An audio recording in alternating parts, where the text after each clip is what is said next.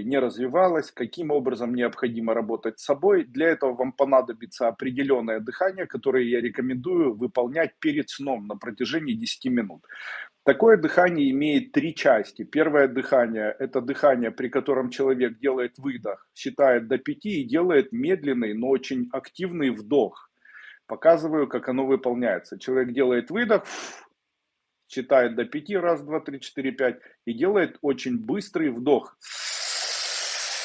максимально набрав в легкие воздух. Не задерживая такое дыхание, человек выдыхает естественным образом, считает до 5, после чего вновь делает такой максимальный вдох и выдох.